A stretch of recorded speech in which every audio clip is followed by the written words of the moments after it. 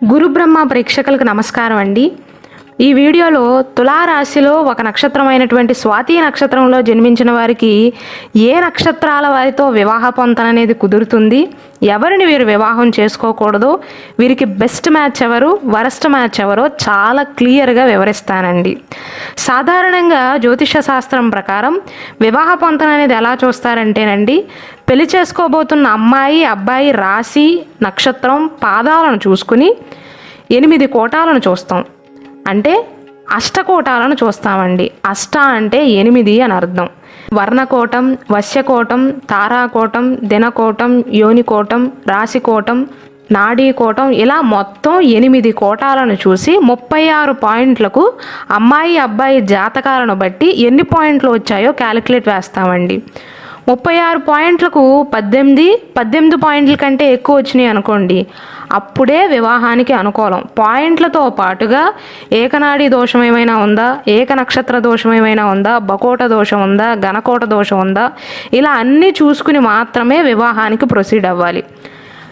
18 పాయింట్ల కంటే తక్కువ వస్తే వివాహానికి అనుకూలం కాదండి, అనుకూలం కాదు అని చెప్పేస్తాము. ఈ వీడియోలో నేను చాలా క్లియర్గా ఇవన్నీ పరిగణలోకి తీసుకుని 36 పాయింట్లకు అంటే 100% వివాహ పొంతన అనేది ఎంత శాతం అనుకూలంగా ఉంది, ఎవరిని వివాహం చేసుకోకూడదు, ఎందుకు చేసుకోకూడదు, ఏ దోషం సూచిస్తుంది అని కూడా వివరిస్తానండి.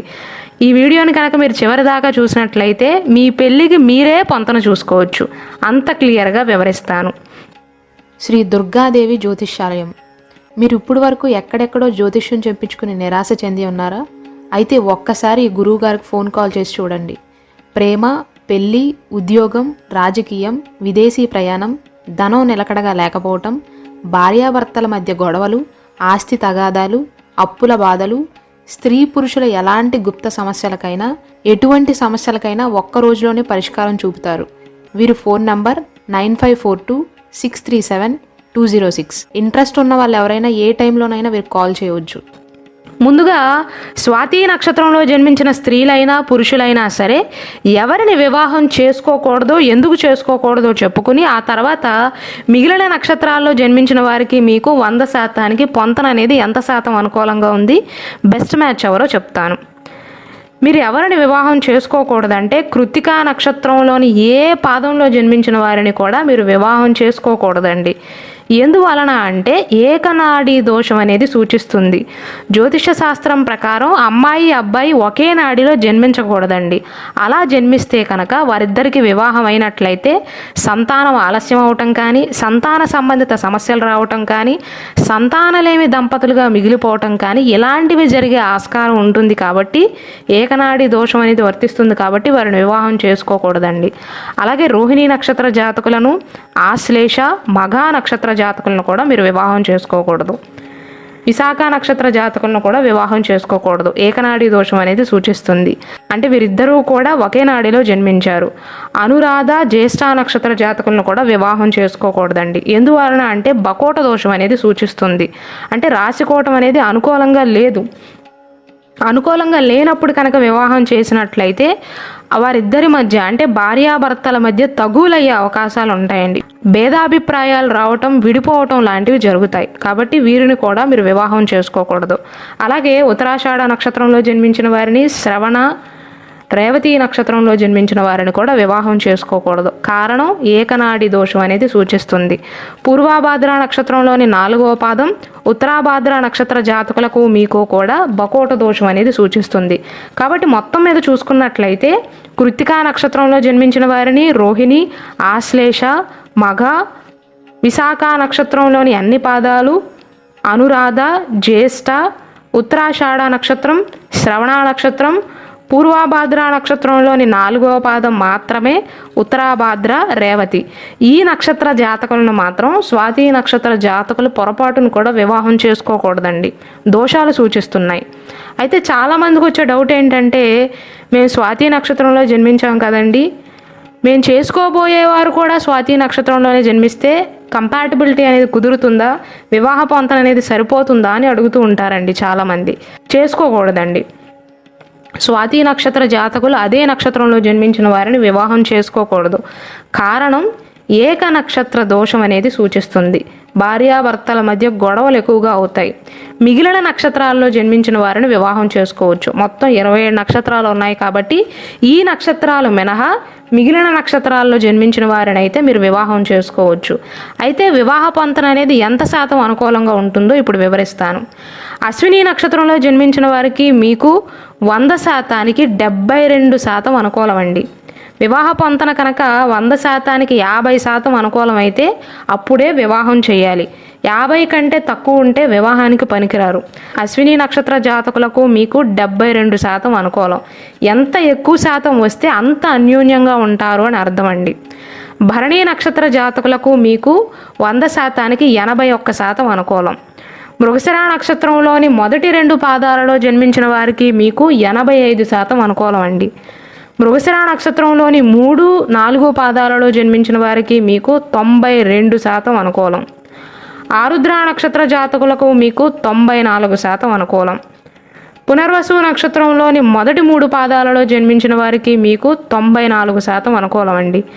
పునర్వసు నక్షత్రంలోని 4వ పాదంలో జన్మించిన జాతకులకు మీకు 74% అనుకూలం.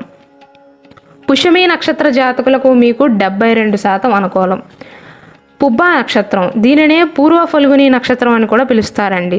పుబ్బా నక్షత్ర జాతకులకు మీకు వివాహ పొంతన అనేది 68% అనుకూలం అండి. ఉత్తరా నక్షత్రంలోని మొదటి పాదంలో జన్మించిన వారికి మీకు 100%కి అష్టకోట గుణమేళన ప్రకారం 71% అనుకూలం. ఉత్తరా నక్షత్రంలోని 2, 3, 4 పాదాలలో జన్మించిన వారికి మీకు 90% అనుకూలం. హస్తా నక్షత్ర జాతకులకు మీకు 93% అనుకూలం. చిత్తా నక్షత్రంలోని మొదటి 2 పాదాలలో జన్మించిన జాతకులకు మీకు 89% అనుకూలం. చిత్తా నక్షత్రంలోని 3, 4 పాదాలలో జన్మించిన వారికి మీకు 92% అనుకూలం అండి. మూలా నక్షత్ర జాతకులకు, పూర్వాషాఢ నక్షత్ర జాతకులకు మీకు 75% అనుకూలం 100%కి. ధనిష్ఠా నక్షత్రంలోని మొదటి 2 పాదాలలో జన్మించిన వారికి మీకు 72% అనుకూలం అండి. ధనిష్ఠా నక్షత్రంలోని చివరి 2 పాదాలు 3, 4 పాదాలలో జన్మించిన జాతకులకు మీకు 81% అనుకూలం అండి. శతభిష నక్షత్ర జాతకులకు మీకు 89% అనుకూలం. పూర్వాభాద్ర నక్షత్రంలోని మొదటి 3 పాదాలలో జన్మించిన వారికి మీకు వివాహ పొంతన అనేది 100%కి 94% అనుకూలం అండి. మొత్తం మీద మీరు చూసుకున్నట్లయితే తులారాశి స్వాతి నక్షత్రంలో జన్మించిన వారికి 27 నక్షత్రాలలో బెస్ట్ మ్యాచ్ అంటే ఎవరితో వీరి మనస్తత్వము పొంతన బాగా కుదురుతాయంటే ఆరుద్ర నక్షత్ర జాతకులు, పునర్వసు నక్షత్రంలోని మొదటి 3 పాదాలలో జన్మించిన జాతకులతో, అలాగే పూర్వభాద్ర నక్షత్రంలోని మొదటి 3 పాదాలలో జన్మించిన జాతకులతో వీరికి వివాహ పొంతన అనేది బ్రహ్మాండంగా కుదురుతుందండి. 100%కి 94% అంటే మామూలు విషయం కాదు. మేము ఒక 100 జాతకాలు చూసామనుకోండి, 94% అనేది 100లో 10 మందికి మాత్రమే సెట్ అవుతుంది. వీరికి వారికి పొంతన అనేది చాలా బాగుంటుంది అని చెప్పవచ్చు. మొత్తం మీద చూసుకున్నట్లయితే స్వాతి నక్షత్రంలో జన్మించిన అమ్మాయిలైనా అబ్బాయిలైనా ఎవరిని వివాహం చేసుకోవచ్చు అంటే అశ్విని, భరణి, మృగశిర, ఆరుద్ర, పునర్వసు, పుష్యమి, పుబ్బ, ఉత్తరా నక్షత్రం, హస్త, చిత్త, మూల, పూర్వాషాఢ, ధనిష్ఠా నక్షత్రం, శతభిష, పూర్వభాద్ర నక్షత్రంలోని మొదటి 3 పాదాలలో జన్మించిన వారిని మాత్రమే స్వాతి నక్షత్ర జాతకులు వివాహం చేసుకోవాలండి. మిగిలిన నక్షత్రాల్లో జన్మించిన వారితో పొంతన అనేది కుదరట్లేదు. పాయింట్లు ఎక్కువగా వచ్చినా సరే దోషాలు సూచిస్తున్నాయండి. కాబట్టి వీరిని మాత్రమే మీరు వివాహం చేసుకోవాలి. అలాగే మన గురు బ్రహ్మ ఛానల్లో స్వాతి నక్షత్ర జాతకుల యొక్క స్వభావం ఎలా ఉంటుంది, వారిలో ఉండే మంచి లక్షణాలేవి, చెడు లక్షణాలేవి, తులారాశి వారికి ఈ సంవత్సరం ఎలా ఉండబోతుంది, ఈ నెల ఎలా ఉండబోతుంది, తులారాశి వారు వారి జీవిత భాగస్వామితో అంటే భార్యతో కావచ్చు, భర్తతో కావచ్చు ఎలా ప్రవర్తిస్తారు అనే అంశం పైన కూడా స్పెషల్ వీడియోస్ చేయడం జరిగిందండి. కాబట్టి దయచేసి వాటిని కూడా వీక్షించండి.